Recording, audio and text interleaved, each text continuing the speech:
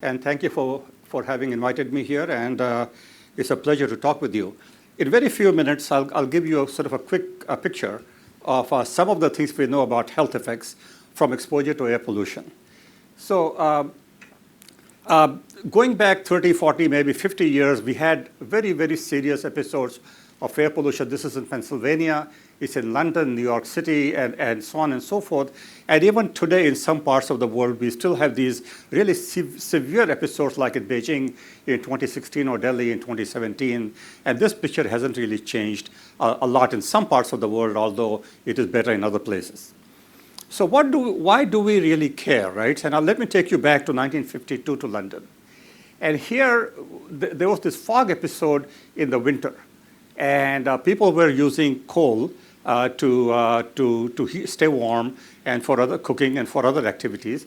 And this led to very high, well, it's not actually here, it led to very high levels of pollution. In fact, there are some reports that you could not see more than about 25 feet ahead of you. This was followed immediately by a spike in deaths from bronchitis and coronary disease and other kind of things. In fact, it led to about 10,000 premature deaths. And this was then the incentive, the impetus, so to speak, for the UK to pass Clean Air Act of theirs, and then followed by similar legislation in many other places around the world. So with this kind of a background, we go forward another 20 or 25 years. And one of the first studies was published in 93 and then later in 1995. This is the so-called Six Cities studies and American Cancer Society studies. Now these are classics in their field. And what Six Cities folks did was they went to 6 different cities in the United States that had different levels of air pollution, particulate matter in this case, as you can see on this side. And they saw the experience of death, mortality ratios in these communities. And they found, as you can see very clearly, that there was a direct relationship between early death and mortality in these 6 cities. And later on, this was expanded to a lot of other cities. It was expanded to other cohorts, other groups of people, and similar findings were reported. So where are we now? I mean, by now, there are a very large number of studies that are showing a health risk from exposure to air pollution, and not just in terms of total mortality, but also other health endpoints, as I will be describing shortly. There continue to be very high levels of air pollution across the globe, much worse in some places than other places, but on the whole, we still have a big problem. And there's a high health burden on the world population from such exposures. However, at the same time, we know a lot more about how to control and manage air pollution and exposure to air pollution. And air pollution levels have been declining in many countries, and health benefits from these reductions in air pollution are being accrued. So let me just kind of take you through this quick whirlwind tour of what I'm talking about. Okay. So as I said, there are high pollution levels in many places. These are 2.5 concentrations, annual average in 2017. And the comparison here is to the WHO guideline level of 10 micrograms per cubic meter. And you see that vast parts of the world have very high levels of air pollution, all the red. And especially noteworthy is China and India, which are the 2 most populous places in the world where you see high levels of air pollution. And when people have studied this in great detail and done a lot of modeling and other work, they have found this. So this is a project from the Institute for Health Metrics and Evaluation, a group in Seattle at the University of Washington. And they have taken all the risk factors, several hundred risk factors, and organized them according to how many early deaths they cause. And it turns out that dietary risk and high blood pressure, tobacco use, et cetera, are really near the top. But surprisingly, air pollution, total air pollution, comes up near the very top, about 5 million deaths a year being caused by exposure to air pollution. And this is related to certain specific diseases in this case. For example, heart disease, stroke, lung cancer, you can read them here. And let me say 2 things about this. One is that you would think that the risk from air pollution will be to your lungs because that's where the junk goes when you inhale it. But no, actually the risk is even more for cardiovascular disease and for stroke. Surprisingly, but very well established, that those are really, there are long-term sequelae on other organs rather than the ones that are just exposed. That's one point. The second point I'd like to make is that by now, there is increased evidence for an association between poor outcomes and exposure to air pollution in many different organs, in many different systems, whether it is neurological, whether it is reproductive health, whether it is cognitive development, whether it is metabolic syndrome or what have you. So this is really a very pervasive issue. It's a very serious issue.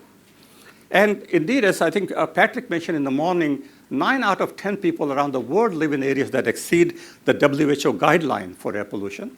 It's the 5th leading risk factor for mortality, as I just showed you in the graph, and contributes to almost 5 million deaths. We discussed that. 5 million deaths, and nearly 1 in 10, 10% of all the deaths, and reduces life expectancy by about 20 months, about 1.5 years on an annual, on a per person basis around the globe.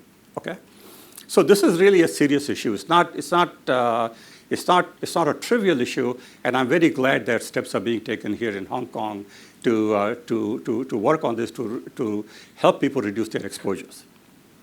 Now, so from a practical point of view, the question then is, so there is all this air pollution, and what is the solution? So we tell the government to do things, and we take steps to reduce our exposure, but does it really work? Does it really mean that if we reduce exposure, my risk will go down? Now, you may think that that's obvious, but actually it is not so obvious. And if you're faced with millions of dollars of control equipment on your power plant, or if you're faced with all kinds of, let's say improving the transport infrastructure of a city, getting in new buses and new trucks, etc., then you're going to say, well, show me the proof. Show me that if I do all of these things, I'm actually going to see some benefit. Okay? So we have been working in this area for quite a long time, and basically what I'm saying is that how do we know that environmental policies work? Or this is also called accountability research, which is evaluating the extent to which air quality interventions improve public health. And you can look at it in this sort of a form. You can say that regulatory action, we are saying, should improve human health, but there are a lot of steps in between. So regulatory action generally, not always, leads to reduced emissions, which reduce to better air quality, reduce to lower exposure, and this will lead to human health. I think what PRAISE is doing is interesting. It is agreeing with all of this, but it is also saying that you have a lot more control on your exposure, and that will improve human health, just as a point of reference. So let me just show you one study, a couple of slides on a study that come from Southern California, which has been a subject to intense air pollution interventions because it is one of the most polluted parts of the country. Has been for a long time and continues to be. There's something called the Children's Health Study, which a number of people started about 30 or so years ago. During this time, during 85 to 2012, about 20 regulations have been put in place in California that deal with emissions from mobile sources and stationary sources, and many other area sources. And with this background, you would expect the pollution levels to go down, which they have indeed, and I'll show you that. And then in these children, they studied lung function, which is basically how much your lungs grow. And they're looking at teenagers in the ages of 11 to 15, and that's an important thing to look at because it's the most active phase of lung growth in our lifespan. So if there is going to be an impact of air pollution, you can pick it up in this case much more readily than you will put it another place. And lung growth, of course, could have lifelong implications for the health of the individual. Okay, so first, don't look at these colored blocks. Just look at the curves. This for NO2, this for PM2.5, ozone, and PM10. And you can see that from 1990s to about early 2010s, pollution levels have generally gone down. These different colors are for different communities. Nothing is very uniform, so it goes down. Same thing is true for PM2.5. Same thing is true for PM10. The ozone picture is more complicated for reasons that are not worth going into right now. But it went down for a while, then it has sort of stayed more or less stationary. Now the colors. So they went and they grabbed. They took a bunch of children in the 1990s, a group of them and studied their lung function growth in this period. They did the same thing a little later in the 90s, and they did another cohort in about 2007 to 2010. So these are the different colors. Now, the idea is this: if these kids are growing under high pollution, their lung growth will not be very good. It will be less good than kids who are growing up in less polluted areas, right? And that's what they find. So this graph goes from high NO2 to low NO2, same thing everywhere else. And you can see that the rate of lung growth is higher. It varies a little bit by communities because communities are different. But indeed, it goes up with respect to NO2 and PM2.5, you can see pretty clearly. Also with PM10, although the picture with ozone is kind of all over the place. Ozone is a kind of a notorious pollutant to work with. So this chain of accountability, this is a simplified picture of that, really is a good way to look at how impact of air quality regulations can be measured and it can be proven. However, I should warn you that it is actually very difficult because regulatory changes overlap with many other changes. Some of them are secular in nature that have nothing to do with air pollution. Economic activity can increase or decrease depending on world financial cycles, and healthcare may become better or other kinds of things. And therefore, detecting such changes is really difficult, but on balance, clean air regulations in the US have been a tremendous boon. So here's a graph from EPA. Only goes through 2013, but the trend actually continues, where the gross domestic product has increased by 234% compared to 1970. VMTs has gone up by 170, and other things have gone up. But at the same time, the aggregate emissions have gone down with corresponding benefit for health.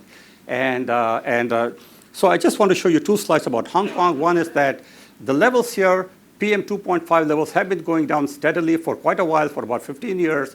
This is for the whole Pearl River Delta. This is some of the work that has been done by our host here, which is very good sign, but you still have challenges. For example, as Alexis mentioned, in the last week, you've had a couple of pretty serious episodes of air pollution for PM2.5 and ozone. This is just one snapshot. These are short-term levels. These are not annual averages, which is what we generally look at when we look at health impact. So let me just end by saying that the scientific knowledge of air pollution and its effects has grown very substantially, and this knowledge has contributed to successful controls as well. But some controversies continue over these decisions. They encompass science, policy, and politics. And in the US right now, the situation is complex, because we have an administrator that is skeptical of regulatory policies. But I think we have to keep in mind that policy is driven by many things. Science has a very important role to play, but there are also many other factors. And much of environmental regulation is a way of controlling for what economists call externalities, which is things that are outside the box that you're working within. But this stuff that goes out, the pollution that goes out, whether it is air pollution, water pollution, or hazardous waste, working on that is always difficult and contentious because the problem is that someone always has to pay. There is no such thing as a free lunch, and there is no such thing as free pollution.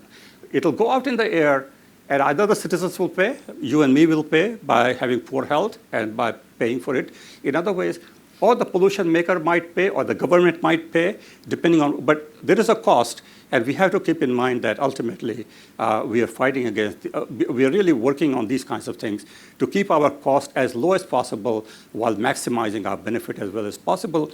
And work like praise is really a very good thing in that direction. So thank you. Thank you so much, Dr. Shaikh.